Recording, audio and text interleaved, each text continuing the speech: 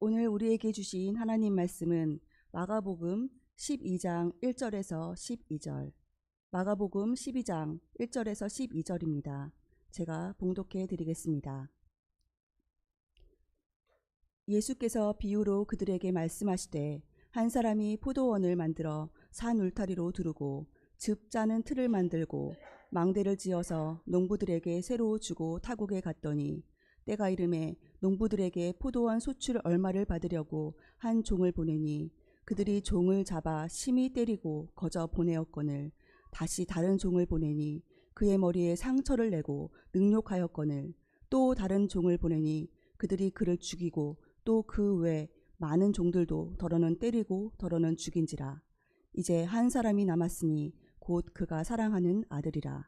최후로 이를 보내며 이르되 내 아들은 존대하리라 하였더니 그 농부들이 서로 말하되 이는 상속자니 자 죽이자. 그러면 그 유산이 우리 것이 되리라 하고 이에 잡아 죽여 포도원 밖에 내던졌느니라. 포도원 주인이 어떻게 하겠느냐. 와서 그 농부들을 진멸하고 포도원을 다른 사람들에게 주리라. 너희가 성경에 건축자들이 버린 돌이 모퉁이의 머릿돌이 되었나니 이것은 주로 말미암아 된 것이요 우리 눈에 놀랍도다 함을 읽어보지도 못하였느냐 하시니라. 그들이 예수의 이 비유가 자기들을 가르쳐 말씀하신 줄 알고 잡고자 하되 무리를 두려워하여 예수를 두고 가니라.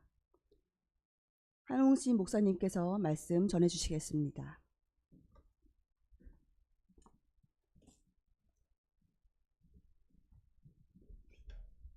오늘 아마 우리 학생들 체육대회가 있는 것 같아요.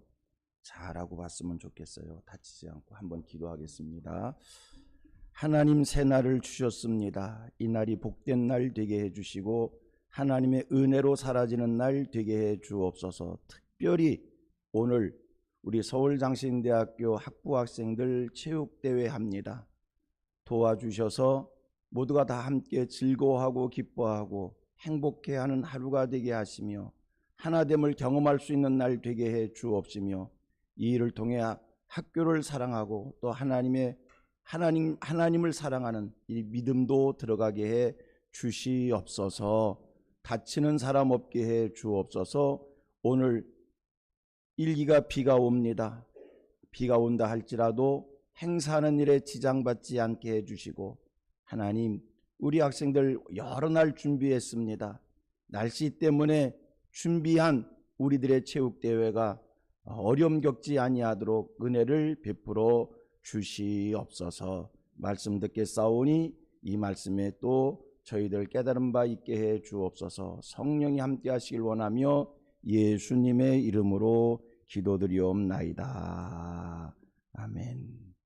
자, 오늘 본문 오늘부터 마가복음 12장 말씀을 함께 살핍니다. 어저께 말씀은 제가 두 가지 주제로 말씀을 전했었습니다. 하나, 우리 목회 지혜로워야 합니다. 그리고 또 하나의 주제는 목회 침묵도 필요합니다 라는 주제의 말씀이었습니다. 어제 설교를 조금 반복해 하고 싶은 생각이 들었어요. 목회 침묵도 필요합니다. 이렇게 주제의 말씀을 드렸었는데 여러분 제가 이 말씀을 왜 강조하냐면 목회 과정 속에서 우리 목사들에게 이건 성도들도 마찬가지지만 특별히 우리에게 주시는 말씀이니까 우리 목사들에게 정말 중요한 것은 언어입니다. 말입니다. 그리고 한번 생각해 보세요. 교회 속에서 성도들이 시험 들 때가 있어요. 상처받을 때가 있어요. 어디서 시험을 들고 어디서 상처를 받을까? 시험 드는 여러 가지 요소들이 있지만 제 목회 경험 속에서 한 7, 80%는 말 때문에 시험이 드는 게 아닌가 이런 생각이 들어요. 그래서 말이 그만큼 중요한 것인데 하여 침묵도 필요하다는 말씀을 드렸던 겁니다. 우리 목사들, 사랑하는 성도들이 하나님께서 내게 맡겨주신 그 양들이 목사의 말 때문에 시험을 든다면 되겠어요? 은혜를 받게 하지 못할지언정 시험 받게 한다면 되겠냐고요. 그래서 우리 목사들이 늘 마음에 담아야 될 거 잘 새겨 들으세요. 보는 대로 말하지 말고, 따라하세요. 보는 대로 말하지 말고, 듣는 대로 말하지 말고, 안다라고 말하지 말고, 해야 할 말과 하지 말아야 할 말을 영적으로 분별하는 이런 지혜가 있기를 바랍니다. 제가 영적으로 분별한, 영적이란 단어를 끌어들이는 것은 해야 할 말과 하지 말아야 될 말에 대해서 늘 성령님의 지도 감독을 받아야 되겠기에 영적으로 지도를 받자, 영적의 분별력을 갖자, 이렇게 말씀을 드리는 겁니다. 고린도전서에 그런 말씀이 있어요. 모든 것이 가하나 모든 것이 유익한 것이 아니요 모든 것이 가하나 모든 것이 덕을 세우는 것이 아니니라. 누구든지 자기의 유익을 구하지 말고 남의 유익을 구하라. 내가 입 달렸다고, 심지어 좋은 말이라고 내가 입에서 쏟아냈다고 그게 다 남들에게 덕스러운 것이 아니고 유익한 것이 아니요, 잘 분별하십시다. 그래서 언어도요 훈련을 받아야 돼요. 대화의 훈련을 받아야 돼요. 보세요, 말로 시험을 받으려면요 별의별 걸로 다 시험을 받아. 어느 목사님이 자기 교회에서 시험 들은, 어느 성도가 시험 들은 얘기를 이렇게 전해주더라고요. 4살짜리 아이가 엄마랑 같이 오는데 예쁘다고 했대요. 엄마가 이 4살짜리 아이한테 목사님한테 인사해, 안아드래요. 인사해, 안아드래요. 그래서 목사님이 뭐라고 그랬게? 그 녀석 교만해서 그랬대요.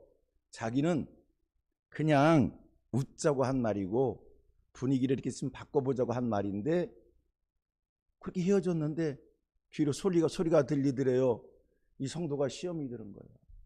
아니 어떻게 목사님이 우리 애한테 교만하다고 그랬냐고, 우리 목사님 어떻게 우리한테 교만하다고 그러냐고. 여러분, 우리 성도들은 그런 말에도 시험을 듭니다. 무심코, 연못 속에 무심코 던진 돌에 개구리 맞아 죽는다고, 우리가 무심코 한 말에 성도들이 상처를 받습니다. 그래서 우리 목사들은 늘 언어에 조심성이 있어야 돼요. 하고 싶은 말을 참을 줄도 알고, 짧은 순간이지만 이런 말을 해도 되나 안 해도 되나 분별할 수 있는, 항상 성령의 도움을 받아서 우리 언어가 구별되게 되기를 주님의 이름으로 소원합니다. 축복합니다. 우리 언어가 거칠으면 안 되잖아요. 쌍스러우면 안 되잖아요. 그래서 어제 제가 이런 말도 했어요. 책을 많이 읽으라고. 특별히 수필을 많이 읽으라고. 도움이 되는 것 같아요. 수필을 많이 읽다 보면 대화 중에 인간사의 얘기를 할 수 있게 되고요, 따뜻한 얘기를 할 수 있게 되고요, 편안한 얘기를 할 수 있게 되고요. 언어도 이것도 훈련하지 않으면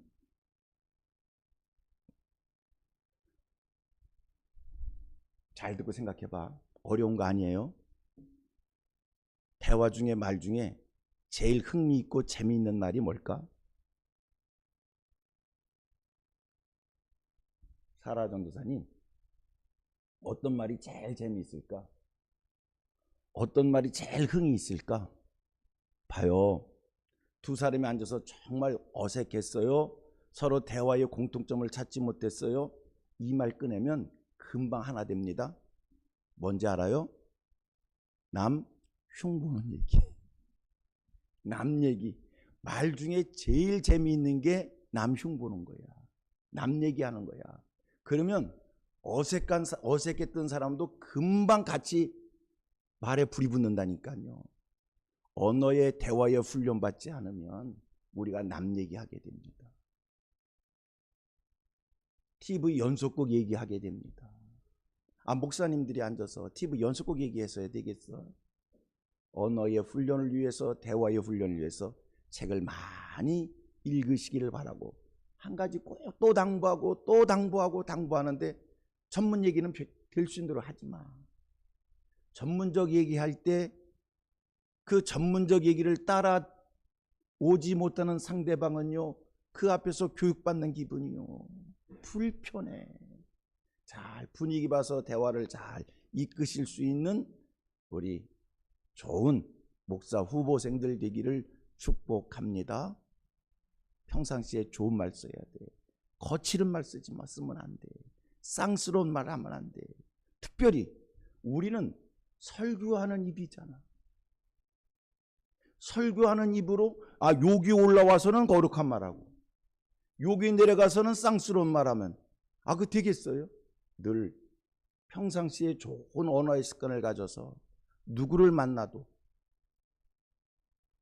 따뜻한 대화를 할 수 있는 언어를 쓸 수 있는 우리들 되기를 소원하고 축복합니다. 자, 오늘 본문 말씀이에요. 오늘 본문의 말씀은 비유의 말씀인데, 당시 종교 지도자들을 지적하는, 책망하는 비유의 말씀입니다. 당시 종교 지도자들이라고 하면 곧 대제사장, 서기관들, 장로들을 얘기하는 건데, 오늘 본문 말씀을 왜 당시 종교 지도자, 대제사장들, 장로들을 책망하는 말씀이라고 이렇게 단정해서 얘기하는가? 1절 말씀을 같이 읽어봅니다. 시작. 1절 시작. 예수께서 비유로 그들에게 말씀하시되 한 사람이 포도원을 만들, 여기까지 예수께서 비유로 누구에게? 그들에게 말씀하시되, 여기에서 그들은 11장 15절 이하에서 예수님과 논쟁을 하던 그들을 향해서 책망한 비유로 말씀을 주시는데, 11절 15절 이하에서 논쟁을 일삼았던 사람들이 누구예요? 대제사장, 장로들, 서기관들입니다.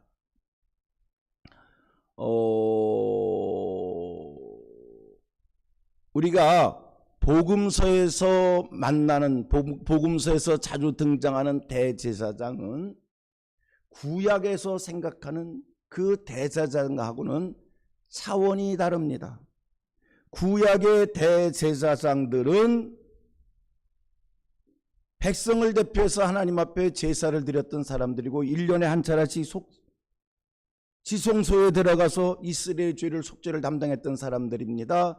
그러나 복음서의 대제사장은 구약의 그 대제사장이 아니라 세속화되어진, 권력화되어진 대제사장입니다.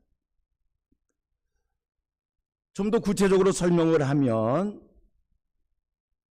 예수님 당시에 최고의 권력기관이 산헤드린 공회입니다.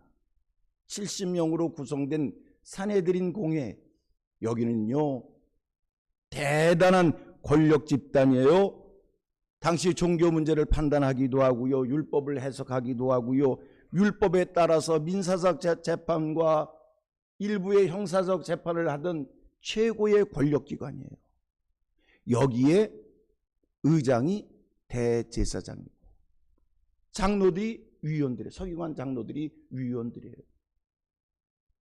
한 가지 아실 것은, 이스라엘이 로마의 식민지에 있었기에 그 당시에 대제사장은 사실상 로마 총독이 승인하는 자리였습니다.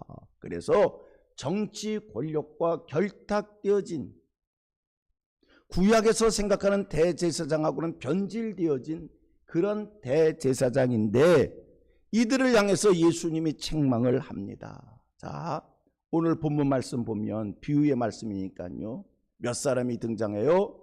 누구 등장합니까? 포도원 주인이 등장해요.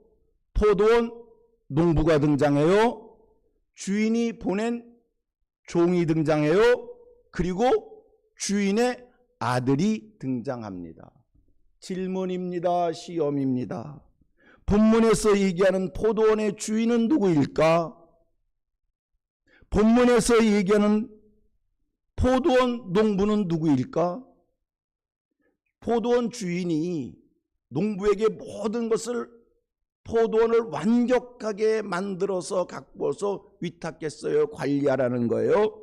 그렇다면 농부는요, 소출 때가 되면 당연하게 소출을 거둬서 주인에게 돌려드려야 됩니다.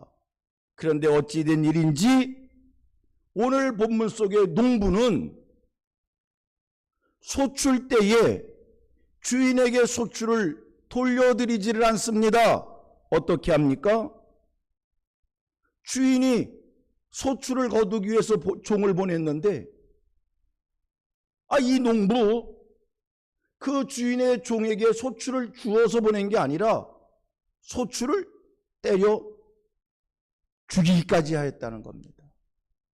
반복됐어요. 주인이 마침내 아들을 보냈어요. 그랬더니 상속자라고 이 아들 맞아 죽여버렸어요. 상속자를 죽이면 그 포도원이 자기 것이 될 줄 생각하고 죽였다는 거예요. 이게 본문의 비유의 말씀입니다. 자, 이 말씀을 보면서 또 따라합니다. 목회 어떻게 해야 하는가? 어떻게 해야 돼요? 성경대로 해야 됩니다. 어떻게 해야 돼요? 예수님에게서 배운 대로 해야 됩니다. 이 본문 말씀을 보면서 본문의 내용을 보면서 목회 어떻게 해야 되겠구나 깨달음이 있기를 바랍니다. 목회 어떻게 해야 되는 겁니까? 보세요. 포도원 농부들이 주인의 아들을 때려 죽였어요. 종들을 때렸고 주인의 아들을 때려 죽였고 왜요? 왜 그런 거예요? 욕심 때문이에요. 그 포도원을 다 자기가 차지하겠다라고 하는 그 욕심이 발로가 되어서 주인이 보낸 종들을 때리기도 했고 죽이기도 했고 마침내 상속자가 되는 주인의 아들까지 죽였던 거예요. 왜 그랬다고요? 욕심이에요. 포도원을 차지하고 싶은 욕심으로 그런 거예요. 자, 목회 어떻게 하는 겁니까? 목회는 욕심으로 하는 것이 아니라 하나님의 은혜로 하는 겁니다. 이거요, 별말이 아닌 것 같은데 마음에 새기셔야 돼요. 왜 별말이 아닌데 마음에 새겨야 되냐면 우리 사람은요, 너나 할 것 없이 다 지경을 넓히고 싶은 마음을 갖습니다. 목회를 하다 보면 목회의 지경이 넓어지기를 원합니다. 교회가 성장되기를 원합니다. 교회가 목표를 세우고 그 목표를 이루고 싶은 간절한 마음이 목사에게 생깁니다. 어떻게 해야 됩니까? 목회의 지경이 넓어지기를 원한다고 해서 교회가 성장되기를 원한다고 해서 그것을 욕심으로 하는 것이 아니라 하나님의 은혜로 이루어야 하는 겁니다.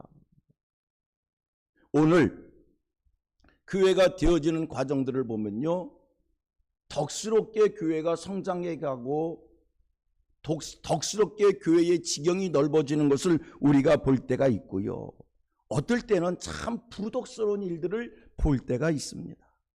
왜 부덕스러운 일들이 우리 주변에서 벌어지는가? 욕심으로 사역을 하기. 욕심으로 사역을 하기. 여러분, 목회하다 보면 30명 교회가 70명 교회 되기를 원하고요, 70명 교회가 100명 교회가 되기를 원하고요, 100명 교회가 300명 교회가 되기를 원하고요, 300명 교회가 500명 교회 되기를 진짜로 소원합니다. 우리 교회는 언제 100명 되는가? 우리 교회는 언제 200명이 되는가? 200명이 되는가? 여러분, 그 마음이 왜 생기는 겁니까? 질문해야 돼요. 그 마음이 왜 생기는 겁니까? 나도 200명 교회 목회하고 싶어서 생기는 거 아닙니까? 아니면 세상에 흩어져 있는 불쌍한 그 영혼들이 하나님께 돌아오기를 원하고 그들이 구원받기를 원해서 한 사람이라도 더 하나님 자녀되게 하고 싶은 하나님이 주신 그 마음 속에서 우리 교회가 숫자가 늘어나기를 원하고 성장하기를 원하는 겁니까? 교회가 성장하고 부흥하기를 원하는 마음은 같지만 그러나 그 마음의 시작이 다를 수 있다는 거예요. 나도 어깨에 힘주고 뽐내고 자랑하고 큰 소리 치고 싶은 그 마음에서 이건 욕심이에요. 욕심을 버리시기를 바랍니다. 하나님이 일하십니다. 우리 하나님께 어제도 그 말씀을 드렸는데 어젠가 그젠가 하나님이 여러분들을 부르셨어요. 부르시니까 여호와이시기에 여호와께서 여러분들 반드시 목사의 자리에 하나님이 세우실 거예요. 제도권 속에서 목사가 되는 일은 과정을 거치면 목사가 됩니다. 그건 제도권 속에서 되는 겁니다. 하나님의 기준은 아니요. 하나님은 하나님의 방법으로 여러분을 진정한 목사가 되도록 이끌어 가실 겁니다. 하나님의 훈련 과정이 있는 거예요. 하나님의 이끄심의 과정이 있는 거예요. 연단 과정이 있는 거예요. 그 하나님의 훈련 과정 속에서 하나님이 여러분들에게 여러분 마음속에 심어주고 넣어주고 여러분들의 다듬어 주시는 게 뭔지 아세요? 지난번 얘기했어요. 믿음을 심어주시는 거예요. 목회는 믿음으로 하는 거기에. 또 한 가지, 하나님께서 여러분들에게 욕심을 마음에서 빼내시는 거예요. 인간의 사욕을 하나님께서 여러분 마음속에서 지우시는 거예요. 정직한 마음을 갖고 순수한 마음을 갖고 하나님 앞에 진실한 마음 갖고 하나님의 뜻을 이루고 싶은 그 간절한 마음을 갖고 하나님 앞에서 바르게 살아드리고 싶은 그 마음만 갖게 하나님 오늘 여러분들을 단련시키고 있는 거예요. 하나님이 말씀합니다. 인간의 욕심을 버려라. 인간의 욕심을 버리는 순간 하나님이 일하십니다. 내가 욕심을 버리는 만큼 하나님이 일하십니다. 한국교회, 교회 성장을 얘기하면서 얼마나 부족한 일을 많이 했는지, 상식에 어긋난 일을 많이 했는지 부끄러운 일들이 너무나 많았어요. 돌아보면 그 모든 게 우리들의 욕심이 아니었는가? 교회는 하나님의 은혜로 세워가는 겁니다.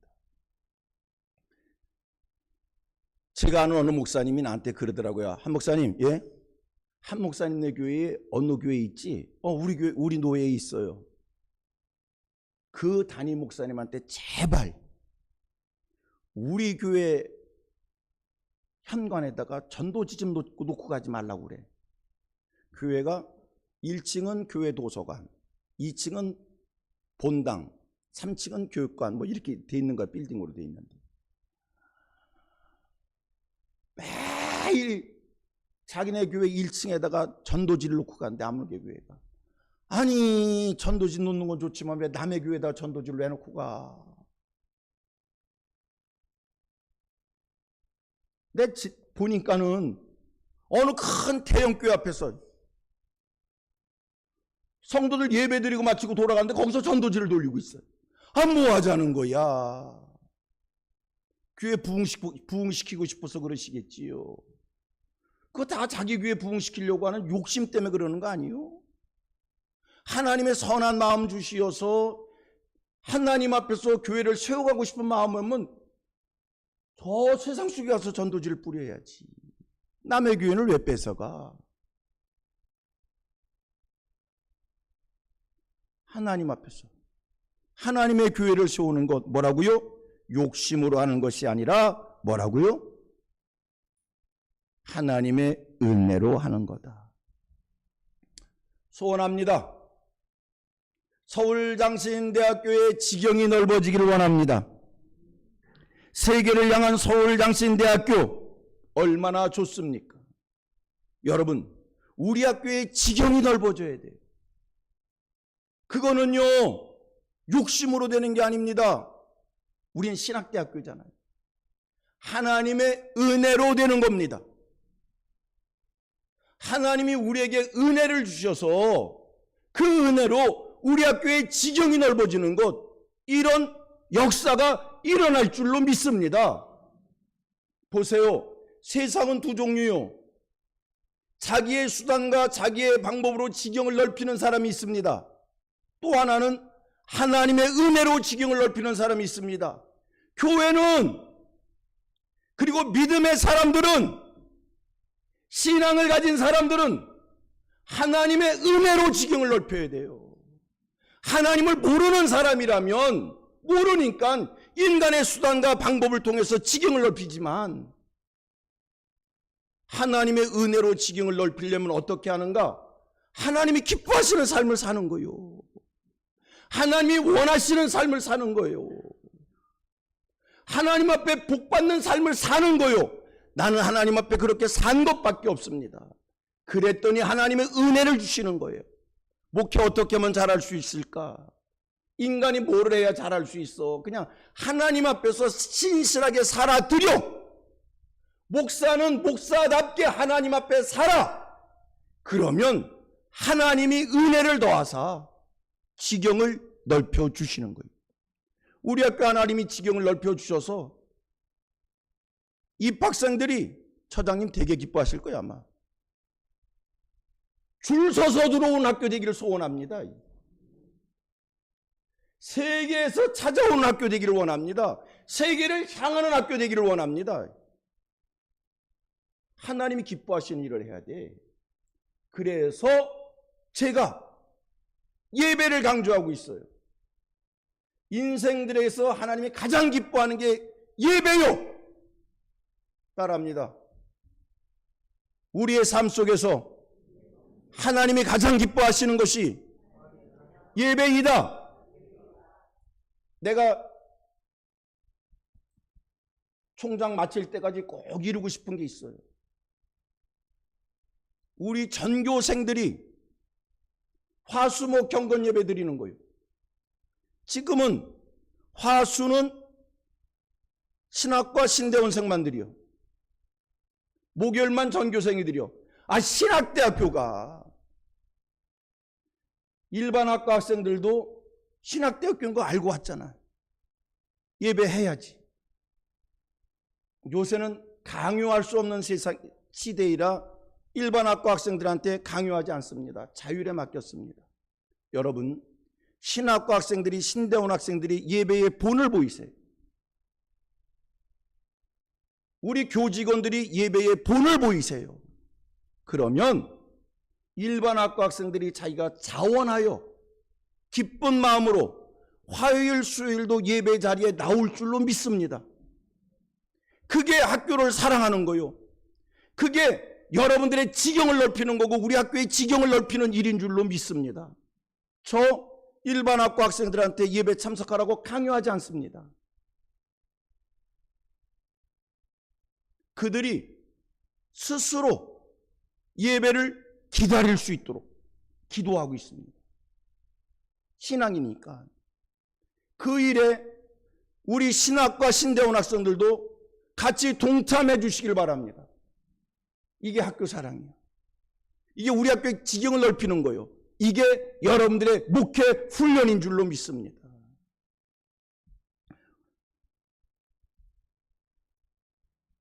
오늘 여기까지, 내일 조금 남은 부분 이어서 하도록 하겠습니다. 자, 오늘 기도 제목 같이 나눕니다. 시작. 말의 실수로 상처 주지 않게 하옵소서. 목회 속에 욕심이 들어오지 않게 하소서. 하나님이 넓혀주시는 지경을 경험하게 하소서. 이 시간 여러분들의 많은 기도의 제목, 또 말씀 들으면서 심령에 부딪힌 것 간절히 기도할 수 있게 되길 바랍니다. 다 같이 보통 음성으로 함께 기도하도록 하겠습니다. 다 같이 기도합니다. 살아계신 아버지 하나님 감사합니다. 영광을 돌립니다. 하나님 앞에